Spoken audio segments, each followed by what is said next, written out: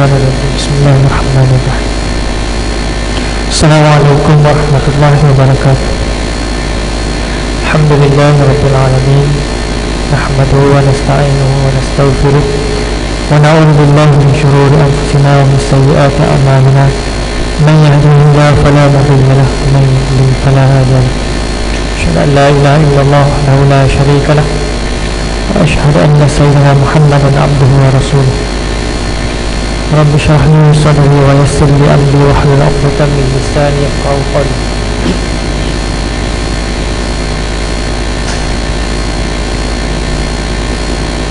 Alhamdulillah, insyaAllah malam ini kita akan sambung berkenaan dengan bab salat kita insyaAllah. Minggu lepas kita baca berkenaan dengan cara sujud yang diajar oleh baginda sallallahu alaihi wasallam. InsyaAllah pada malam ini kita akan sambung berkenaan dengan duduk di antara dua sujud.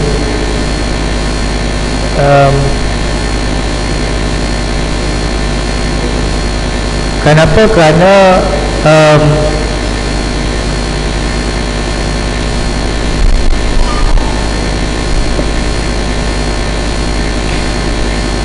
kita melihat cara dan kaedah yang diamalkan adalah berbagai dan macam-macam cara. Jadi oleh kerana memang tidak dapat dinafikan bahawa benda yang berkaitan dengan fiqh ini, terutamanya berkaitan dengan sembahyang, adalah satu benda yang cukup kita kata banyak ataupun cukup panjang dibincangkan ataupun diterangkan oleh para ulama. Di antaranya adalah para imam yang 4 mazhab dan para fuqaha sendiri membincangkan berkenaan dengan bab yang berkaitan dengan fiqh. Jadi oleh sebab itu jadi insyaAllah kita tengok dan kita lihat, kerana secara amnya adalah kita di Malaysia ini adalah mengamalkan ataupun mengikut fahaman ataupun mazhab Al-Imam Asy-Syafi'i.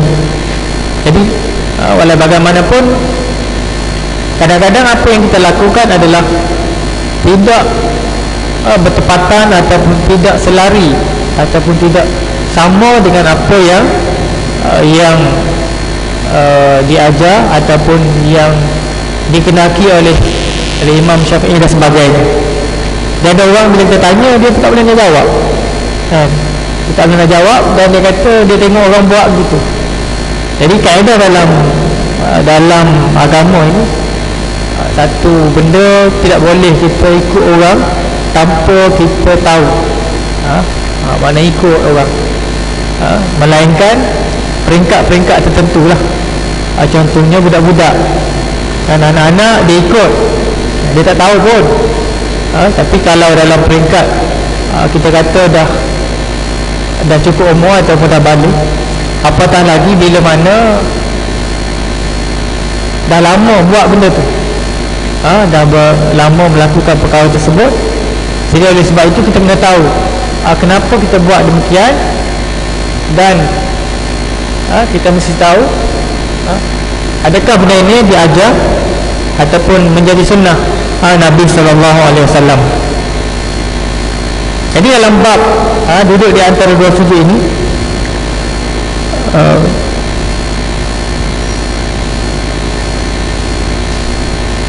ada yang sebab oleh kerana dia tidak mengganggu ataupun tidak melibatkan sah ataupun tidak sahnya sembahyang ataupun solat tersebut, maka orang mengambil benda itu sebagai satu benda yang mudah, tanpa mengetahui ataupun dapat secara ilmunya ikut orang dalam kesempurnaan sembahyang kita kena tahu perkara-perkara yang mana boleh menjadikan sembahyang kita tidak sempurna atau solat kita tidak sempurna. Dia bukan batal, tetapi dia tidak sempurna, ataupun dia boleh menjadikan sembahyang kita itu tidak mendapat pahala yang sepatutnya daripada Allah Subhanahu Wa Taala. Jadi kalau kat sini disebutkan duduk di antara dua sujud, yang pertamanya dia kata, cara yang pertama adalah dengan cara menegakkan kaki kanan, tegak kaki kanan dan kaki kiri dibentangkan di tengah-tengah. Itu yang diajar. Sama ada kita tegakkan, ada orang dia tak ada tegak.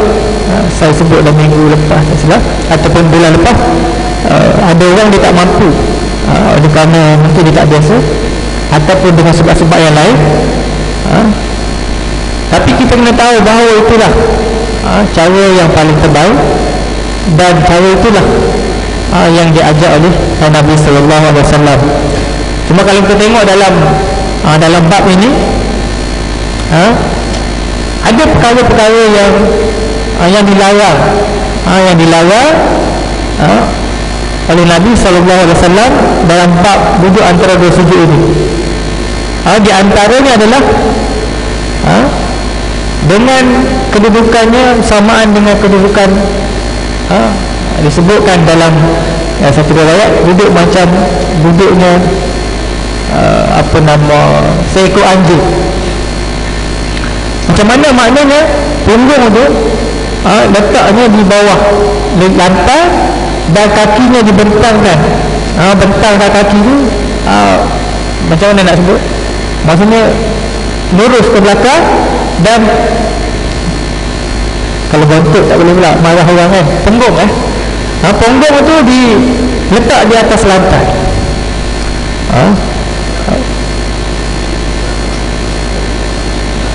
Boleh praktikkan. Kena minta makmum buat. Kena minta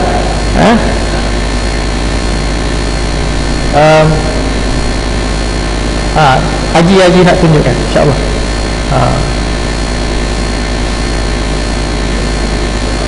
Kaki belakang dua dan punggung ke bawah.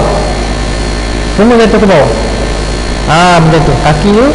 Kaki tu lurus ke depan dan punggung tu di atas lantai.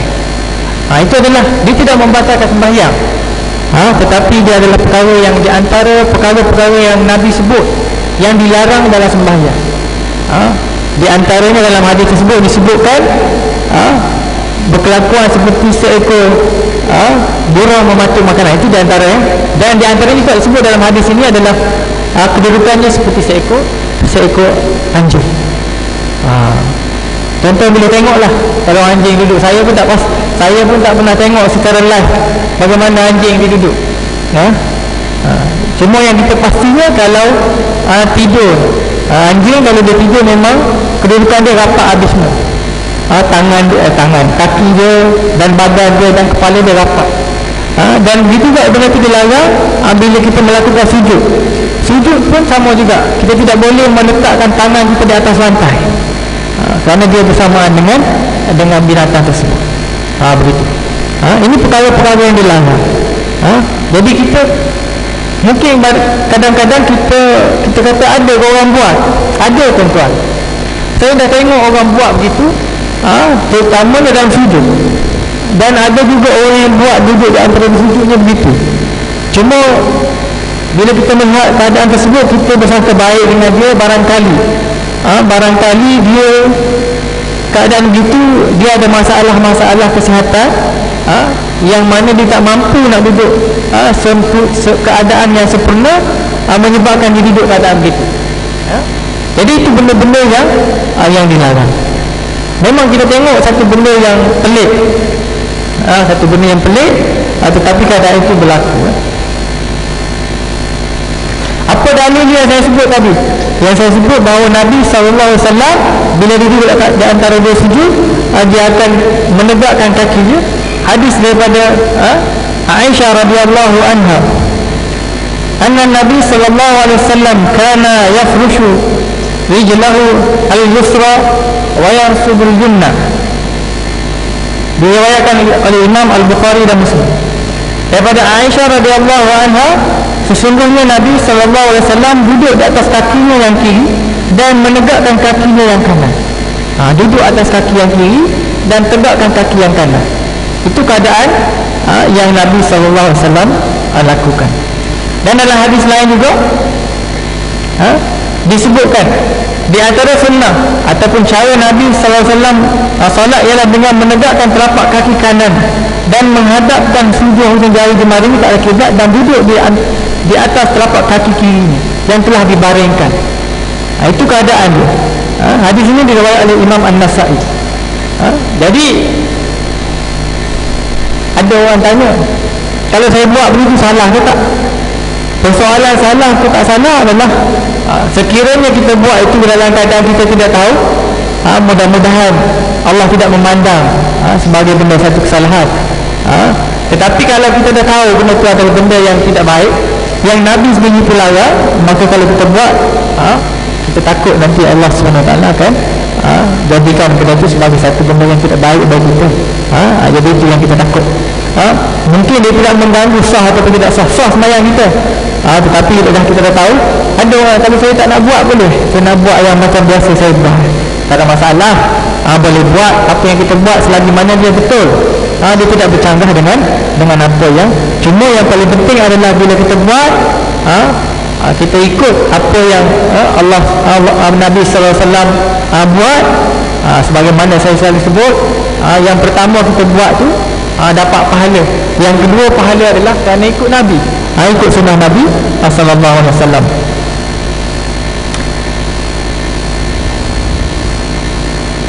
Cuma yang boleh adalah duduk di atas tumit.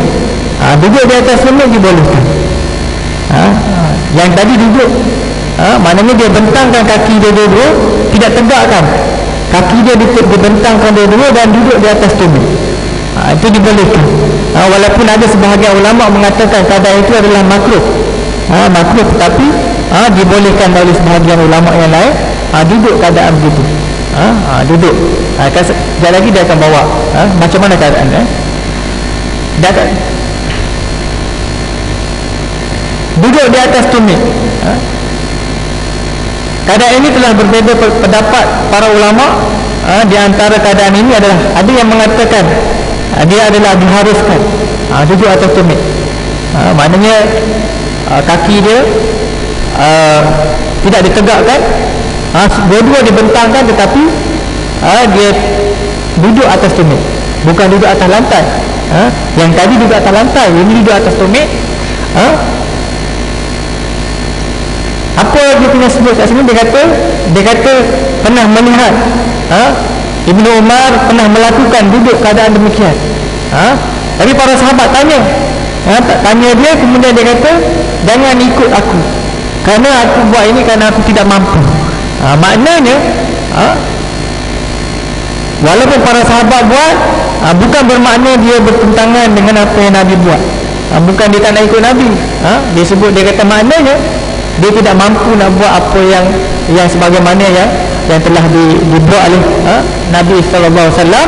Tetapi dia kata disebabkan aku duduk begitu kerana aku qad kabirtu. Disebutkan kat sini, dia kata kerana aku telah tua. Dia tak mampu nak duduk begitu, maka dia duduk dalam keadaan begitu. Yang asalnya adalah duduknya adalah ditegakkan kaki dan diratakan ataupun dibentangkan kaki kiri dan ditegakkan kaki kanan. Walaupun ada sebahagian ulama yang mengatakan makruh duduk dalam keadaan gitu. Disebutkan sini, namun demikian duduk, jumhur fuqaha berpendapat bahawa duduk cara demikian makruh hukum. Makruh duduk di atas tumit. Kalau kita buat, kalaulah kita tidak mampu nak duduk yang keadaan tadi, maka kita boleh duduk.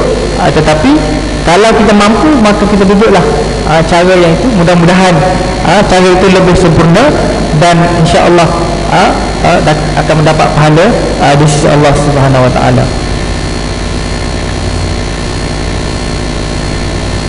Apa Apa dalil dia yang mengatakan ulama ambil kenapa keadaan itu dihukum makruh?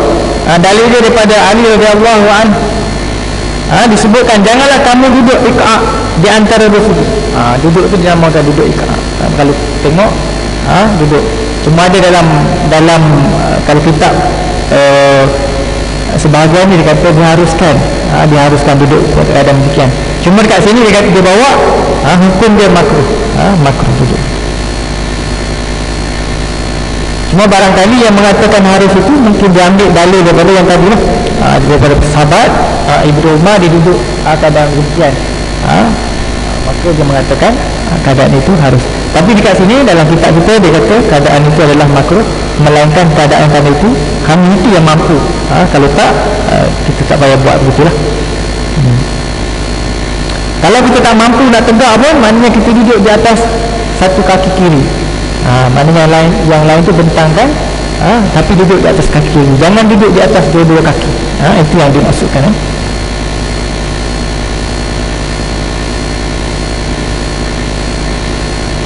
Ini disebutkan tadi lah. Maka janganlah kamu duduk seperti duduknya anjing. Satu hadis Nabi daripada Anas radhiyallahu anhu mengatakan Nabi larang kamu duduk sebagaimana duduknya seekor anjing.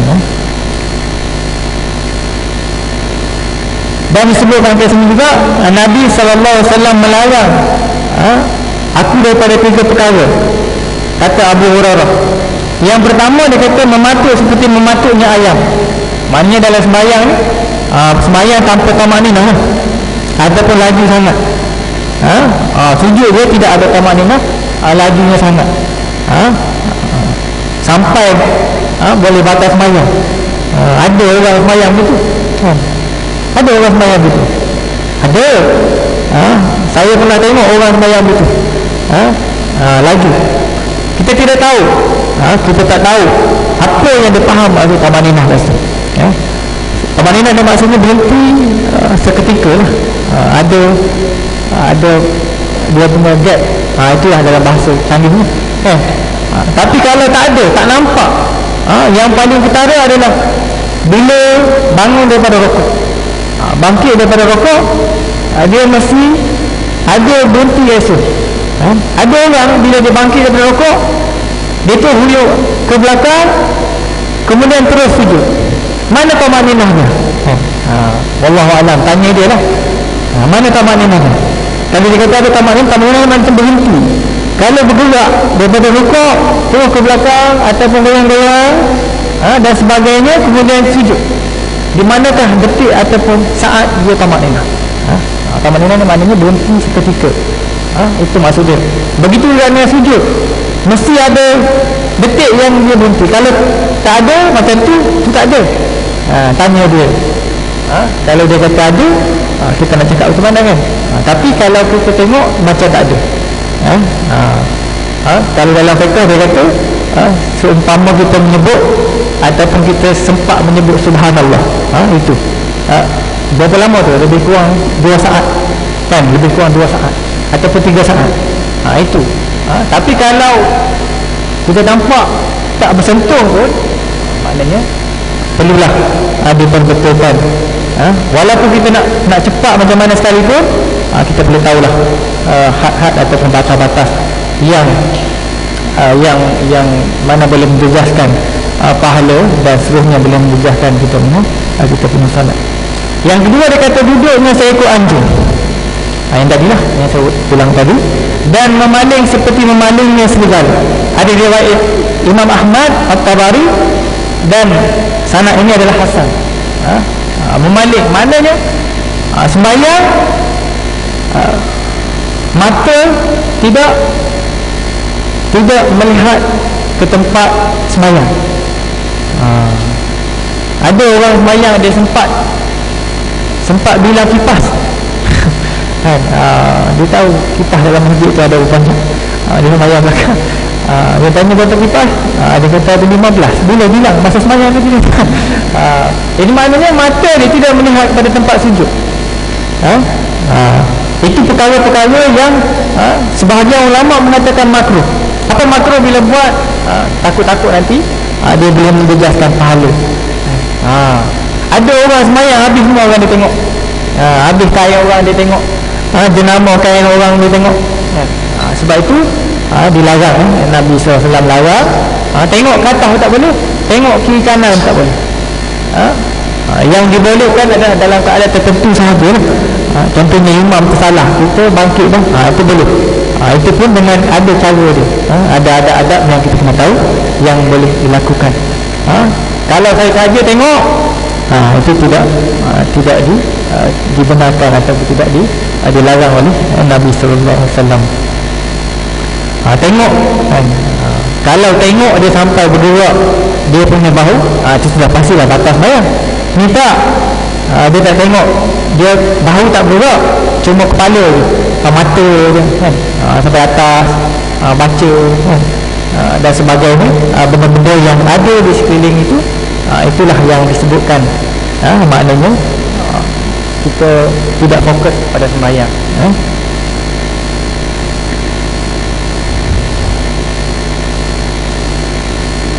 Disebut kat sini dia kata patukan ayam, makna dia apa? Makna dia tidak berhenti walaupun seketika. Itu maksud dia. Itu maksud dia, maknanya perlu ada gap ataupun berhenti seketika. Itulah yang ditamakan tamaninah dalam salat dan sebagainya.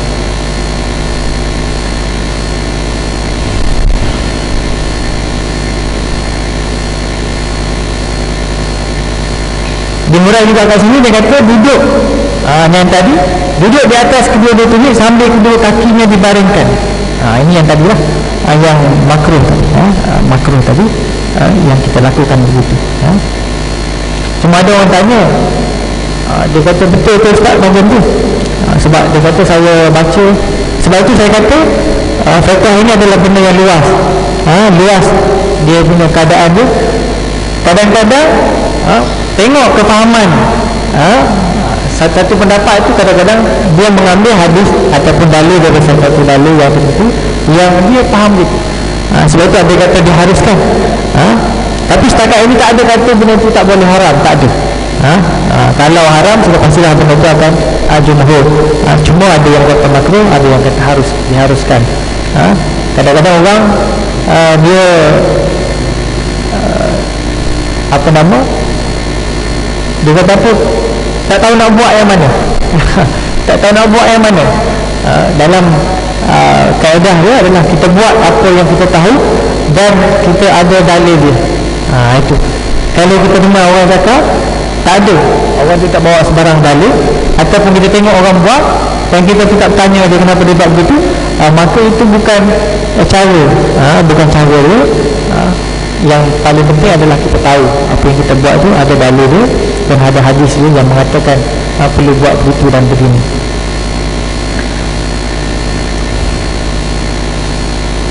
Dan disunatkan, ini sunat, disunatkan bagi yang sedang duduk di antara dua sujud itu, meletakkan tangannya di atas paha yang kanan, tangan kanan di atas paha kanan. Itu biasalah, tak ada orang letak silang. Kalau silang tu dia nak senaman, dia bukan nak sembahyang, berat kan? Cuma yang berlaku adalah dia tidak letak di atas paha, dia letak tempat lain kan? Ada letak di tengah-tengah, tak tahulah, mungkin dia tengah apa nama, kita kata buat benda lain kan, wallahu alam.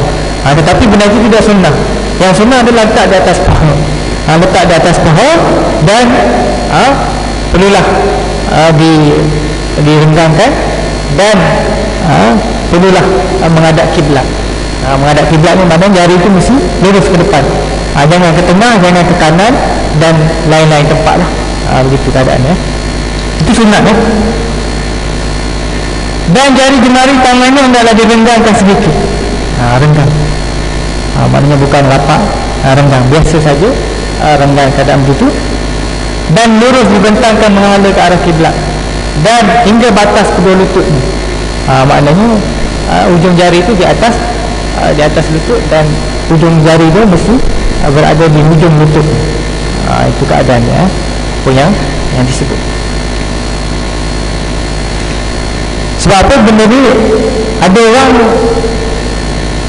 sebelah ni letak atas paha, sebelah lagi di tempat lain kan. Ada tangan kanan dia di tempat lain, tangan kiri dia elok je tak atas paha. Ada lagi atas sangat, atas sangat dia, tidak di paha, tidak bertepatan dengan lutut, tetapi di tengah-tengah paha ni. Macam orang sakit pinggang, orang tukar sakit pinggang kan, macam tu. Jadi itu benda-benda yang berlaku lah, yang berlaku. Mungkin kefahaman masing-masing, dan mungkin dia hanya ikut orang, wallahu alam. Tetapi keadaannya apa yang dibuat oleh baginda sallallahu alaihi wasallam, begitu keadaannya, begitu keadaannya. Apa bacaan dia? Bacaan duduk di antara dua sujud. Kalau kat sini dibawa satu hadis bagaimana Nabi SAW membaca di antara dua sujud, diriwayatkan oleh Abu Daud, Tirmizi dan Imam At-Tirmizi. Disebut kat sini Nabi baca Allahumma ighfirli warhamni wajburni wahdini warzuqni. Kita baca mana? Rabbi ighfirli warhamni wajburni warzuqni. Kita ada tambah sikit kan, ada tambah sikit. Jadi tak ada masalah. Sebab kalau tengok dalam kitab-kitab fiqh Imam Syafi'i, bacaannya ada yang begitu. Tapi kalau kat sini dibawa bacaan dia, dua tiga hadis dibawa kat sini, bacaan dia Allahumma ighfirli warhamni wajburni wahdini warzuqni. Itu bacaan yang dibaca. Dan ada juga dalam hadis lain daripada Ibnu Abbas, Nabi sallallahu alaihi wasallam membaca Allahumma ighfirli warhamni wajburni wahdini warzuqni. Tak ada warfa'ni, tak ada wa'afini. Tak ada. Yang ada itu.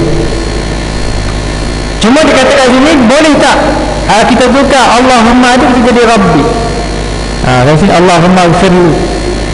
Dia kata oleh kerana dia adalah doa, maka diharuskan kita tukar daripada Allahumma jadi Rabbi. Sebab makna dia sama. Ya Allah ya Tuhanku. Allahumma maknanya Allah ya Allah ya Tuhanku. Rabbi maknanya Tuhanku. Maknanya dibolehkan tukar. Sebab kita tak baca Allahumma ighfirli, kita baca Rabbi ighfirli. Jadi macam mana jadi dia? Rabbi ighfirli warhamni wajburni wahdini warzuqni. Baca dia. Ada orang tanya, habis macam mana saya nak baca, macam mana? Nak baca yang mana? Kita bacalah yang mana kita belajar.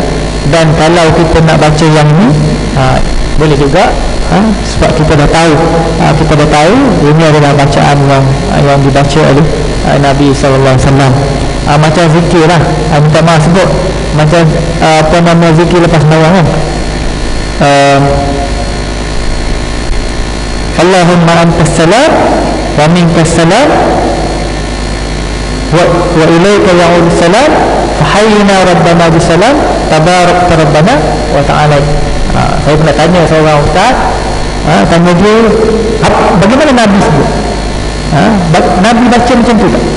Dia kata Nabi tak baca macam tu. Nabi baca Allahumma antas salam wa minkas salam tabarakta rabbana wa ta'ala.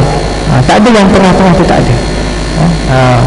Jadi saya tanya dia, habis macam mana boleh tak kita baca ustaz? Oleh mana dia kata, oleh mana itu ulama dah buat. Ini seorang ustaz kan sebenarnya. Dia kata ulama dah buat dan benda tu waris daripada para ulama, tutup guru, maka kita boleh buat. Tapi saya tanya, ada seorang ustaz juga saya tanya, dia kata tak boleh. Sebab apa? Ini yang syadid ni. Dia kata benda tu Nabi tak buat. Dan kalau kita tambah-tambah, dia jadi bid'ah. Itu dia cerita dia lah. Cerita dia. Lepas tu dia kata bid'ah ni sesat, masuk neraka. Itu cerita. Maknanya sebab kadang-kadang kita bila kita baca, kita duduk kita kena tahu daripada mana sumber dia, daripada mana punca dia. Itulah yang lebih baik lah. Apa saja yang kita nak amalkan, kita kena tahu. Dan yang paling penting adalah, ada tak ulama yang larang? Itu yang paling penting lah. Kadang-kadang kita baca benda tu ada penambahan ataupun ada pengurangan, tetapi tak ada seorang ulama pun larang ataupun menegah kita buat demikian, maka boleh buat. Begitu keadaan. Tapi kalau ada yang kata tak boleh, maka kita kena elakkan daripada melakukan keadaan demikian. Hadis tadi yang saya sebut tadi, Rabbi firli tadi, ada kata daripada Ibn Abbas. Dan ada juga Nabi SAW dia baca Rabbi firli, baca gitu. Tak baca habis sampai macam tadi ya. Disebutkan sini dia kata bila mana Nabi, tapi bukan selalu. Nabi baca Rabbi firli dia dalam keadaan baginda salat malam, qiyamul lail. Bila Nabi qiyamul lail, duduk di antara dua sujud Nabi. Diriwayatkan oleh Imam Bukhari dan At-Tirmizi, dia kata Nabi kebanyakannya Nabi baca Rabbi firli. Nabi tak baca penuh. Maknanya kalau kita nak sembahyang malam, kita boleh baca Rabbi firli sebanyak mungkin. Mudah-mudahan Allah SWT akan ampunkan dosa-dosa kita, insya-Allah. Dia kata inilah pandangan Imam Asy-Syafi'i. Yang kita sebut tadi adalah bukan mazhab lain, bukan kata mazhab Imam Ahmad Ibn Hanbal, bukan mazhab Maliki. Dia kata ini adalah pandangan Al-Imam Asy-Syafi'i, dan juga pandangan Imam Ahmad, dan juga pandangan Imam Ishaq. Jadi maknanya pandangan tadi termasuk sekali dengan pandangan Imam Asy-Syafi'i. Dari situ kita kata, kita pastikan bahawa kalau kita ikut Syafi'i, maka itu adalah yang Imam Syafi'i, dan kita ada dalil dia kenapa kita buat demikian.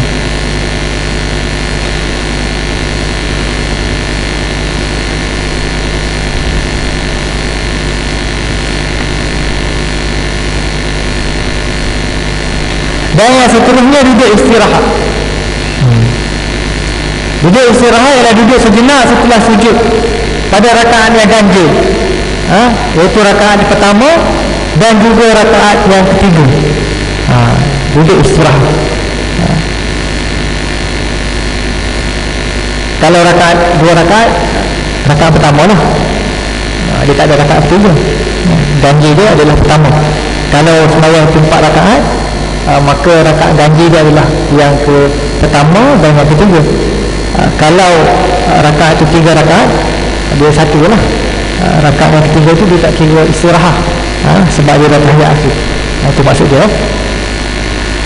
Yang masyhur menurut mazhab Al-Imam Asy-Syafi'i, dia katakan duduk istirahat ini adalah sunat. Sunat. Ini Imam Syafi'i ya. Yang kalau kita buat, maka hukum dia sunat mengikut pandangan Imam Syafi'i. Duduk ni maknanya berhenti seketika lah. Berhenti seketika, daripada sujud itu berhenti seketika, macam duduk di antara dua sujud, kemudian bangkit untuk rakaat yang seterusnya. Itu maksudnya duduk istirahat. Cuma boleh tak panjangkan kat sini? Tak boleh. Kalau lebih panjangnya, sehingga panjangnya sama macam duduk di antara dua sujud, maka batas banyak. Nama dia berehat. Kalau rehat dia lebih panjang daripada perjalanan, itu tak pernah tepat lah. Balik kampung, daripada Kuala Lumpur balik ke Kelantan 8 jam, tapi berhenti dekat arena 12 jam. Logik tak? Tak logik lah. Biasanya kalau perjalanan itu 8 jam, paling lama pun orang rehat dekat arena 2 jam lah, ataupun 1 jam. Begitu. Sebab nama dia perehat. Kalau duduk sampai 3 hari, sampai 12 jam tu, itu dah bermalam, ataupun dah lama, bukan arena dah tu, itu dah lama. Apa dalil dia? Kenapa Imam Syafi'i mengatakan duduk ini adalah sunat? Dalil dia, dia bawa kat sini, daripada Malik bin Al-Huwairis. Sesungguhnya dia pernah melihat Nabi SAW ketika baginda berada daripada rakaat yang ganjil dalam salatnya, baginda tidak bangun bangkit untuk rakaat yang seterusnya. Akan tetapi sehinggalah beliau ataupun baginda duduk sejenak, duduk istirahat. Itu maksudnya. Jadi Imam Syafi'i ambil daripada ini, maka dia mengatakan hadis ini daripada Imam Al-Bukhari, dia mengatakan duduk istirahat itu adalah sunat. Cuma kadang-kadang kita boleh tengok dalam kitab-kitab yang lain ada yang mengatakan tidak disunatkan, tidak disunatkan. Tapi kita mengambil pandangan Imam Syafi'i yang mengatakan sunat. Sebab kalau kita tengok ada contohnya dalam sifat solat Nabi yang dikarang oleh Al-Albani Nasimuddin Albani, saya tengok kat situ dia kata tidak disunatkan duduk istirahat, dan dia bawa dalil kat situ. Itu oleh tuan-tuan boleh rujuk lah kalau tuan nak tengok. Tapi kita melihat kat sini dia adalah pandangan Imam Syafi'i yang mengatakan duduknya adalah sunat. Dan kita kena tahu jumhur fuqaha dekat sini walaupun dia bawa hukum ataupun keadaan itu adalah sunat oleh Imam Syafi'i, dia kata kat sini jumhur fuqaha mengatakan duduknya adalah tidak disunatkan. Maknanya kebanyakan ulama mengatakan duduk keadaan ini adalah tidak disunatkan, tidak disunatkan dalam salat. Kenapa dia kata dalil yang dibawa oleh ini sebut di sini dari segi khilaf pandangan mereka. Saya sebut kat tuan-tuan, dia kata sebab Nabi duduk itu, keadaan Nabi masa itu adalah Nabi tak larat. Maknanya Nabi tak larat, maka Nabi rehat seketika. Itu dia punya pandangan dia lah, pandangan mereka tentang keadaan ini. Kita kena tahulah. Jadi kita nak ikut yang mana? Jadi kita ikutlah Imam Syafi'i. Kerana kita mazhab Imam Syafi'i, kita ikut. Yang penting kita tahu. Tapi kalau kita rasa tak nak, kita nak ikut sebab kita ikutlah apa yang kita yakin. Mana yang kita yakin, itu yang paling baik lah. Jangan kita buat je. Yang paling tak betul adalah kita buat. Orang tanya kenapa buat kan? Aku tengok imam buat, aku buat. Itu jawapan tidak ilmiah. Tengok imam buat, buat. Cuma keadaan-keadaan yang kita boleh buat bila mana saya sebutkan untuk kita supaya kita tunggu imam. Saya sebut kat sini tu sebab lain. Sebab apa? Ada yang mengatakan boleh, ada yang kata tak boleh. Kalau kita nak rasa macam saya buat bila mana keadaan imam, ada setengah imam dia memang azan 2 minit. Bila mana imam minta maaf sebut imam yang 8 siri ni kan, dia kadang-kadang memang dia perlahan sangat. Bila mana kita nak tunggu dia bangkit tu lama. Kadang-kadang bila kita tak duduk istirahat, maka kita kena menunggu dalam keadaan mencangkung kan? Bukan mencangkung, duduk antara sujud tu sebelum bangun tu kita duduk tu, bukan istirahat. Kita terpaksa tunggu begitu. Sebab apa? Kalau kita terlebih, batal sembahyang kita sebab mendahului imam. Maka keadaan itu lebih baik kita istirahat supaya dia nampak lebih tertib. Itu pandangan saya lah. Pandangan saya. Dalam keadaan-keadaan yang lain, maka kita bolehlah. Kita nak duduk boleh, kita nak duduk. Tapi kalau dalam keadaan itu, maka lebih baik kita duduk istirahat. Daripada kita menunggu macam mencangkung kan, macam tak elok, tidak nampak tertib dalam sembahyang. Itu adalah sebab apa benda tu boleh berlaku. Ada boleh buat dan ada tak boleh. Jadi dalam penyelesaian dia, itu adalah yang terbaik. Kenapa? Kerana dia nampak lagi tertib sembahyangnya daripada kita duduk dalam keadaan yang tadilah macam tu.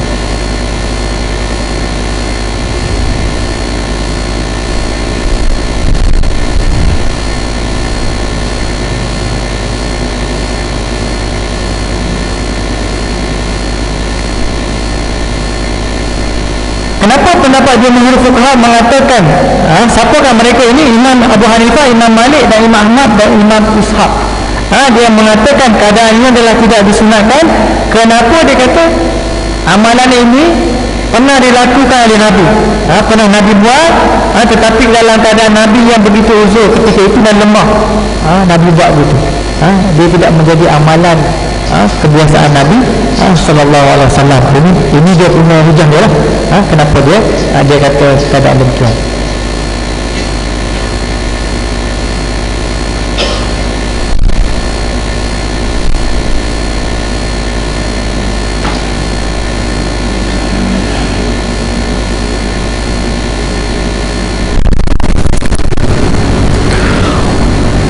Allahu Akbar, Allahu Akbar, Allahu Akbar,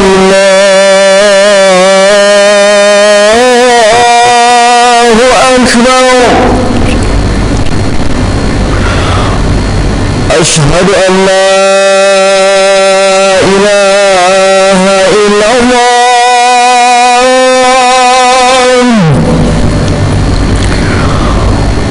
أشهد أن لا إله إلا الله.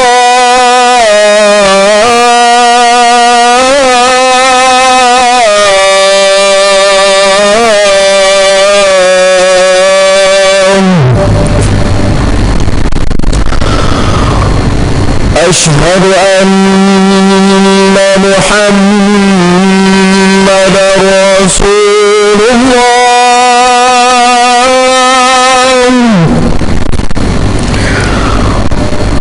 أشهد أن محمدا رسول الله.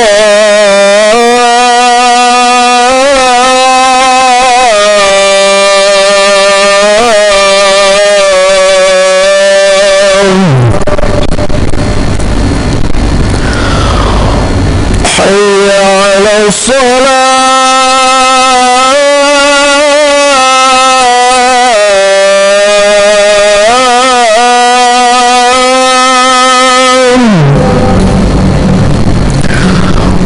حي على الفلاح.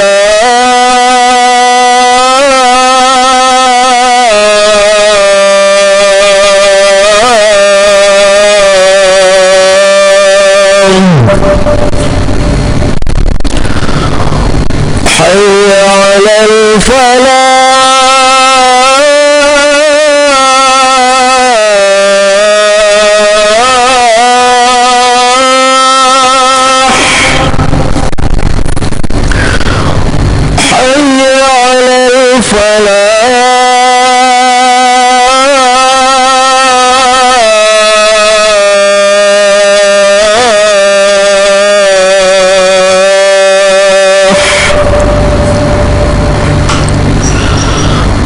الله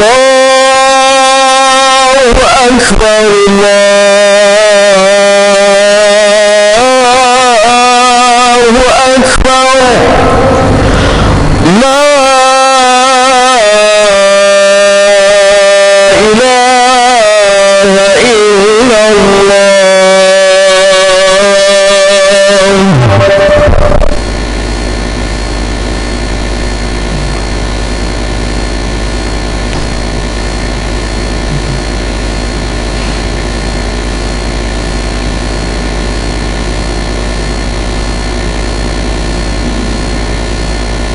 Kalau mengikut, kita sambung sekali lagi insyaAllah. Kalau ikut tuan kitab kita, dia kata tetapi sekiranya orang itu masih kuat badan, ini pandangan tuan kitab lah.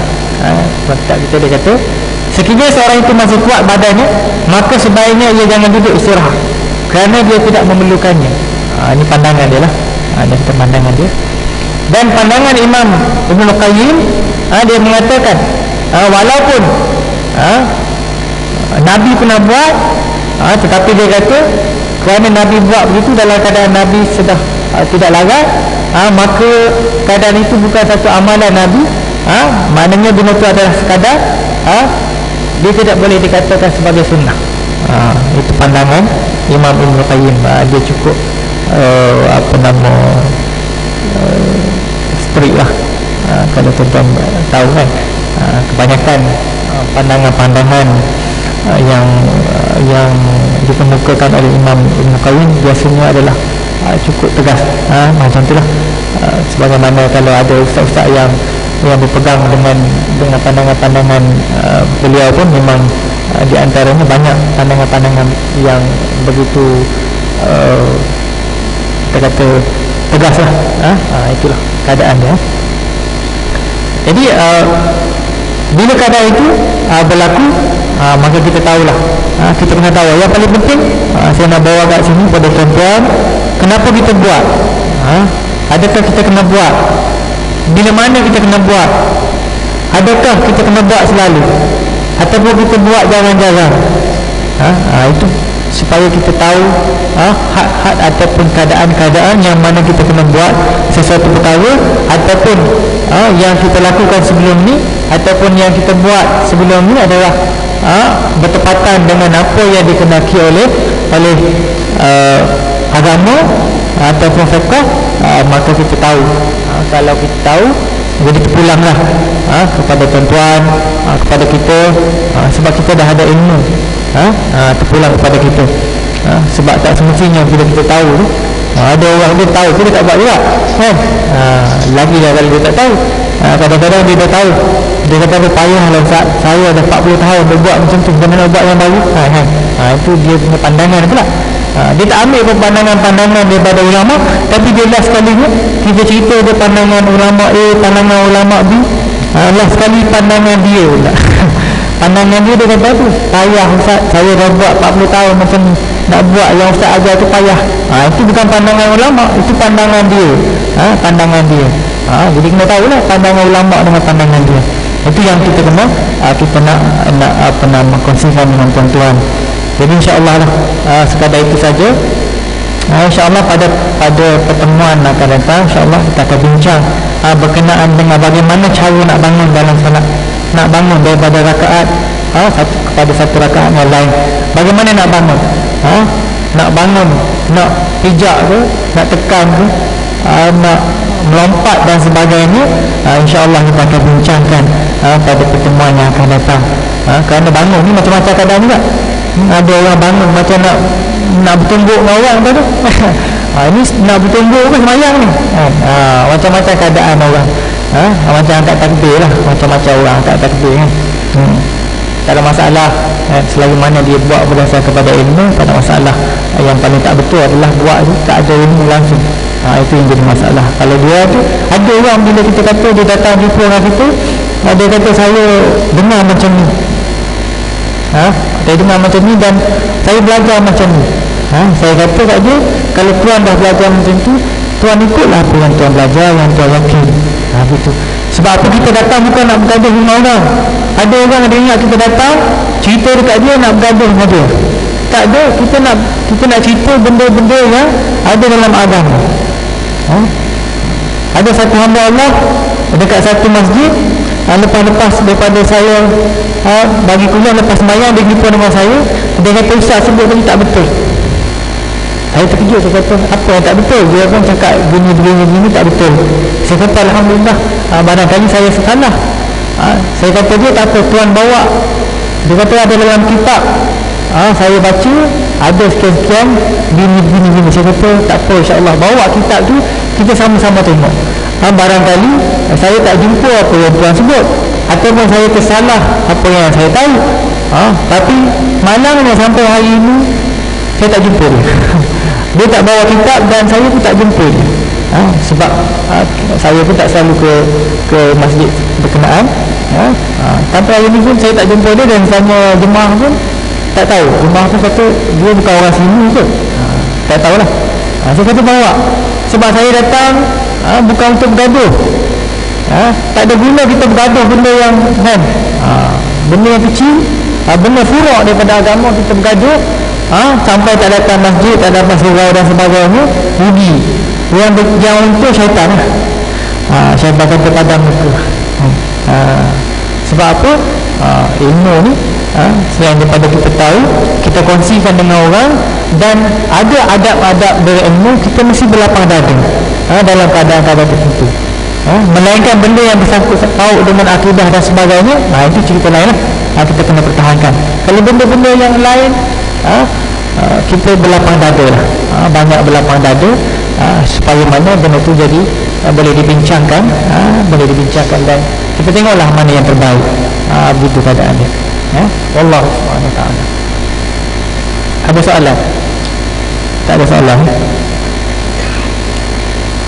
Alhamdulillah. Jadi insyaAllah kita akan sambung pada minggu yang ataupun pada akan datang berkenaan dengan cara bangun baginda sallallahu alaihi wasallam dalam sembahyang. Bangun, bagaimana keadaan bangun. Kalau kita bangun, memang orang bangun, tak ada orang sembahyang, duduk, melainkan dia tak sihat, sakit, dia mesti bangun. Jadi keadaan bagaimana cara nak bangun. Jadi insyaAllah kita akan bincang pada pertemuan yang akan datang. Jadi apa yang baik daripada Allah Subhanahu wa ta'ala. Assalamualaikum warahmatullahi wabarakatuh.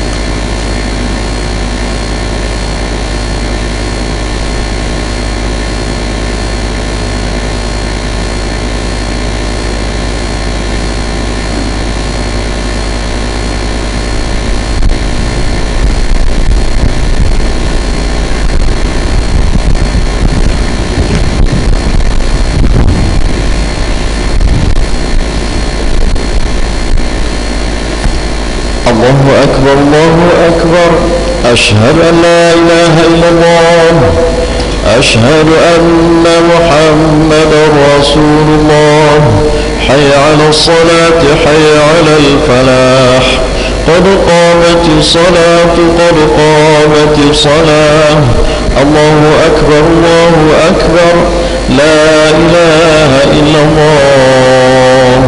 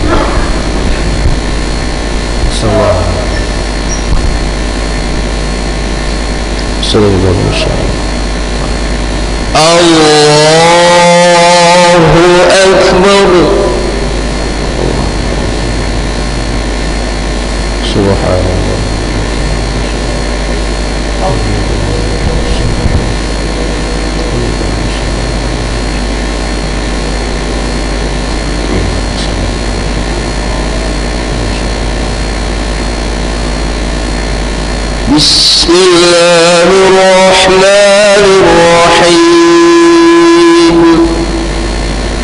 الحمد لله رب العالمين الرحمن الرحيم مالك يوم الدين إياك نعبد وإياك نستعين اهدنا الصراط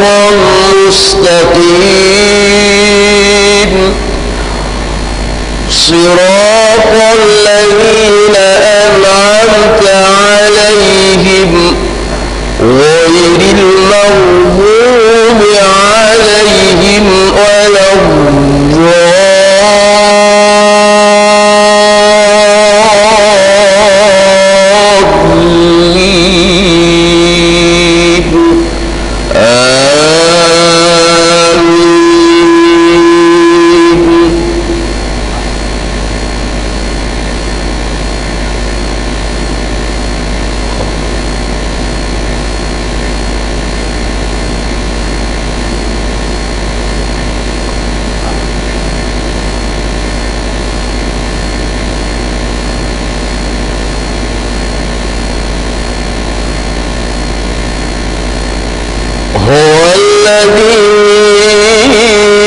أرسل رسوله بالهدى ودين الحق ليظهره على الدين كله وكفى بالله شهيدا.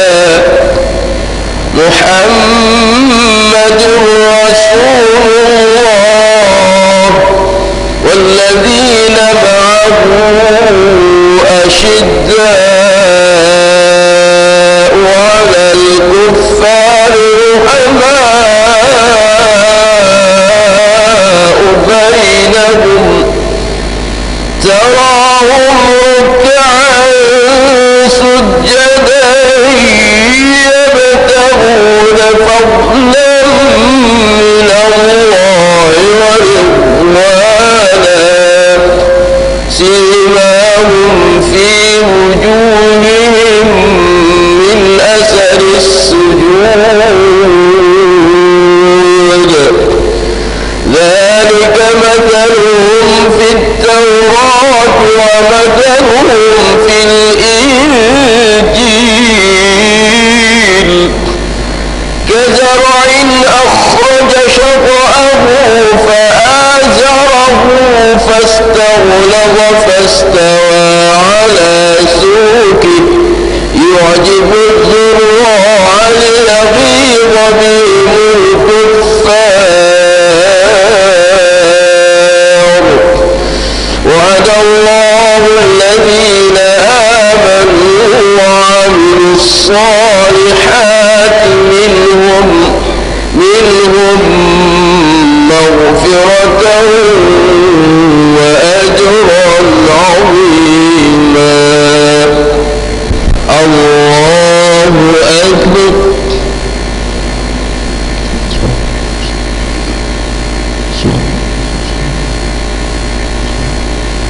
سمع الله لمن حمده.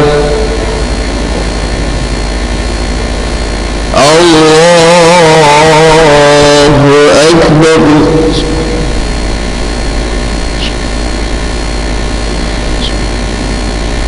الله أكبر.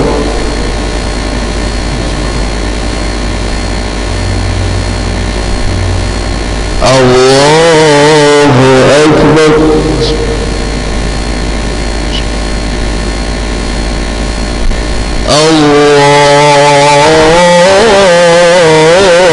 الله أكبر. بسم الله الرحمن الرحيم. الحمد لله رب العالمين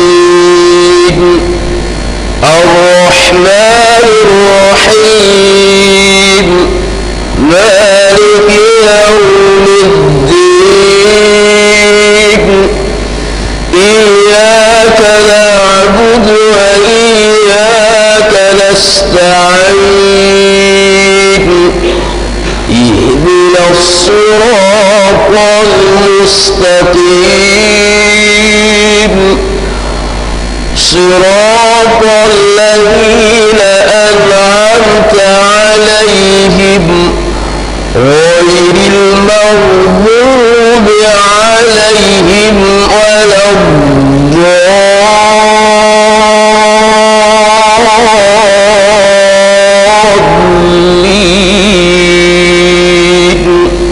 آمين.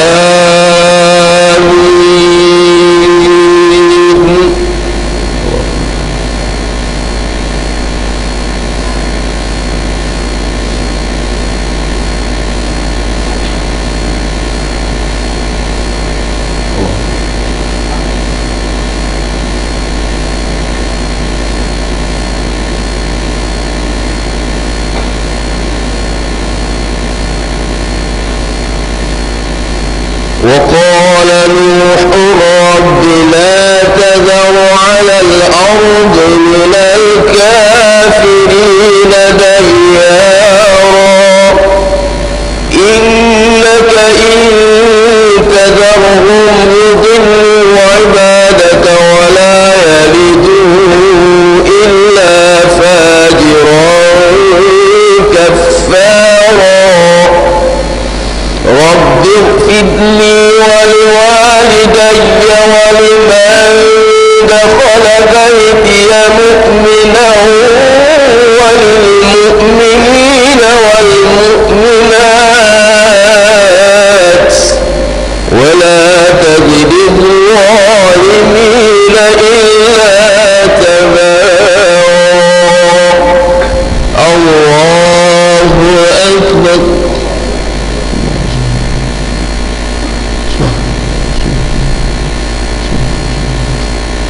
سمع الله لمن حمده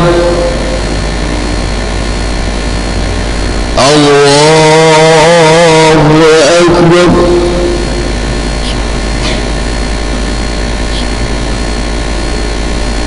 الله أكبر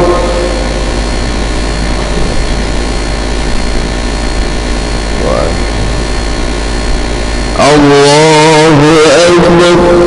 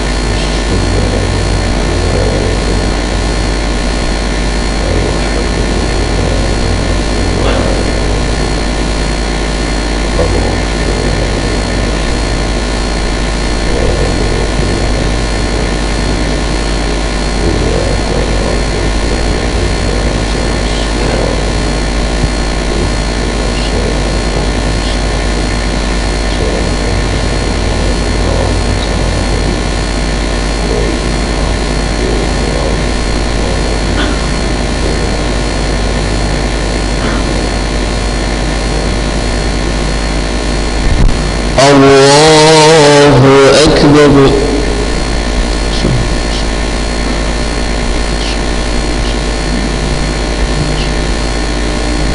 سمع الله لمن حمده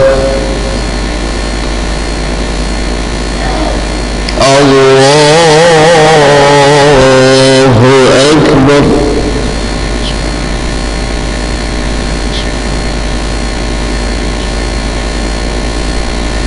الله أكبر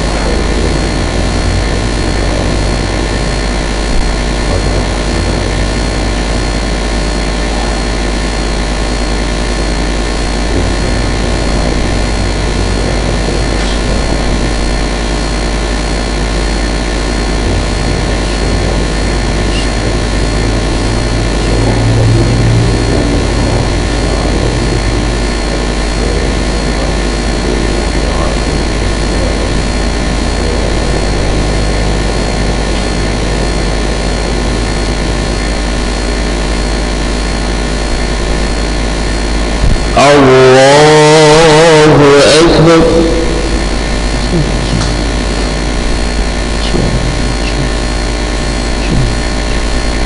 سمع الله لمن حمده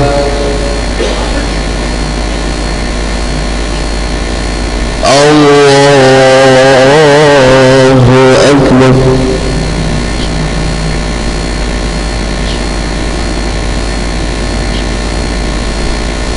الله أكبر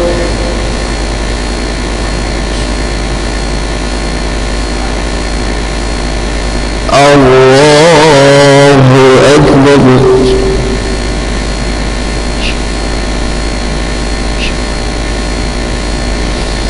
الله أكبر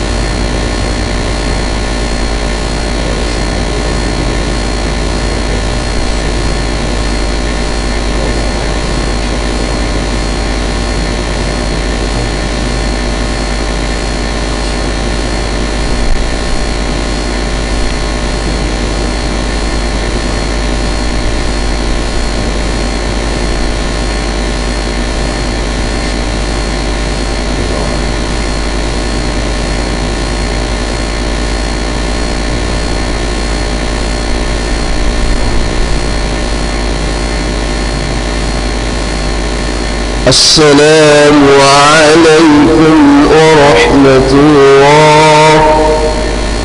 السلام عليكم ورحمة الله.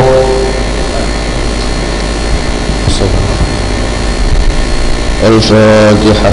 أعوذ بالله من الشيطان الرجيم.